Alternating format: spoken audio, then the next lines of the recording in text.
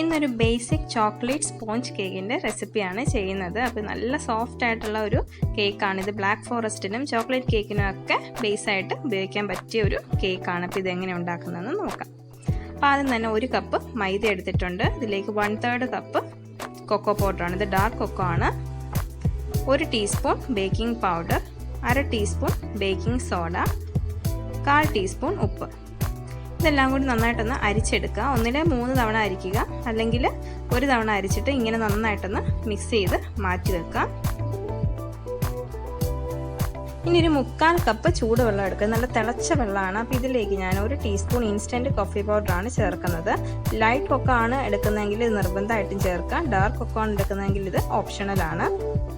അതങ്ങ് മാറ്റി വെക്കാം. ഇത് 1/2 കപ്പ് പൊടിച്ച പഞ്ചസാരയാണ്. ഇത് പൊടിച്ചതിന് ശേഷമാണ് 1/2 കപ്പ് മെഷർ ചെയ്ത് എടുത്തിട്ടുള്ളത്.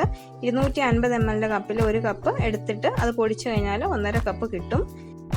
അപ്പോൾ ഇത് 3 മുട്ട പൊട്ടിച്ച് വെച്ചിട്ടുണ്ട്. അപ്പോൾ ഇതൊന്ന് ബീറ്റ് ചെയ്തെടുക്കാം. ഒരു 30 സെക്കൻഡ് ബീറ്റ് ചെയ്തതിന് ശേഷം ഇതിലേക്ക് പൊടിച്ച പഞ്ചസാര കുറച്ചായിട്ട് ഇട്ട് കൊടുത്ത് ബീറ്റ് ചെയ്തെടുക്കാം. ഇത് കംപ്ലീറ്റ് ഇങ്ങനെ ബീറ്റ് ചെയ്തെടുക്കാം. ഇത് നന്നായിട്ടൊന്ന് ബീറ്റ് ചെയ്തെടുക്കാം. അപ്പോൾ ഇതിലേക്ക് 1 ടീസ്പൂൺ വാനില എസൻസ് കൂടി ഒന്ന് ചേർത്ത് കൊടുത്തിട്ട് ബീറ്റ് ചെയ്യുക. ഞാൻ ആദ്യം ചേർക്കാൻ മറന്നു പോയതാണ്. ഇപ്പോൾ ചേർത്താലും കുഴപ്പമൊന്നുമില്ല. ഇതിപ്പോൾ നല്ല ഫ്ലഫി ആയിട്ട് ഇത് വന്നിട്ടുണ്ട്. പിന്നെ ഇതിലേക്ക് നമ്മൾ മിക്സ് ചെയ്ത് വെച്ചിട്ടുള്ള ഡ്രൈ ഇൻഗ്രീഡിയൻസ് കുറച്ചായിട്ട് ചേർത്തൊന്ന് ഫോൾഡ് ചെയ്തെടുക്കാം.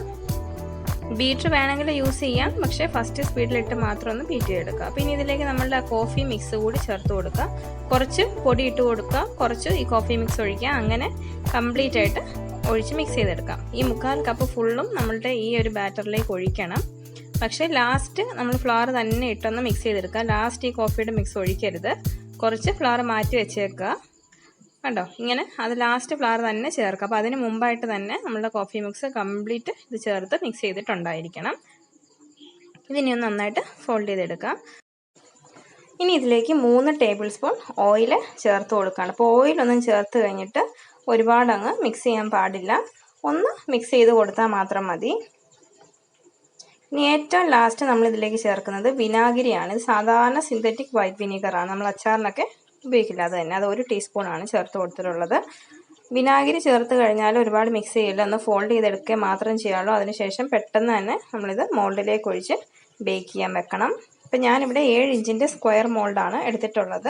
ഇത് 1 kgയുടെ കേക്കിന് നമ്മൾ 8 ഇഞ്ചാണ് എടുക്കേണ്ടത്. 8 അല്ലെങ്കിൽ 7 എടുത്താലും കുഴപ്പമില്ല. അപ്പം ഞാനിവിടെ 7 ഇഞ്ചിൻ്റെ ആണ് എടുത്തിട്ടുള്ളത്. ഇത് ബട്ടർ പേപ്പർ വെച്ചിട്ടുണ്ട്. ഓയിലൊന്ന് തേച്ചതിന് ശേഷം ബട്ടർ പേപ്പർ വെച്ച് കൊടുത്തിട്ടുണ്ട്.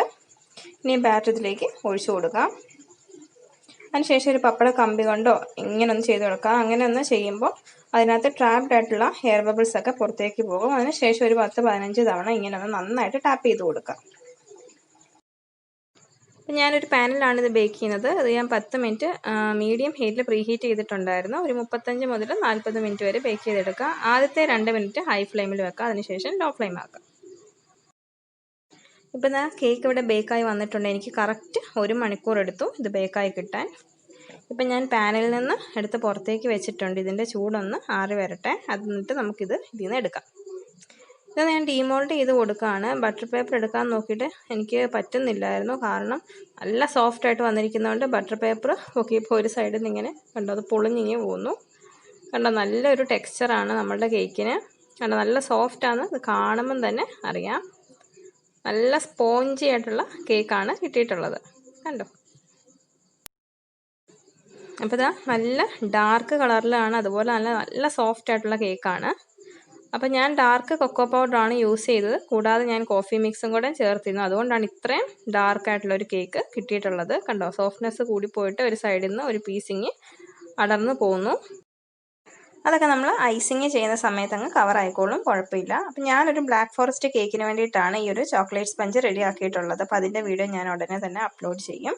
അപ്പോൾ ഇന്നത്തെ വീഡിയോ എല്ലാവർക്കും ഇഷ്ടമായിട്ടുണ്ടെങ്കിൽ വീഡിയോ ലൈക്ക് ചെയ്യാനും ഷെയർ ചെയ്യാനും ചാനൽ സബ്സ്ക്രൈബ് ചെയ്യാനും മറക്കരുത്. Thanks for watching.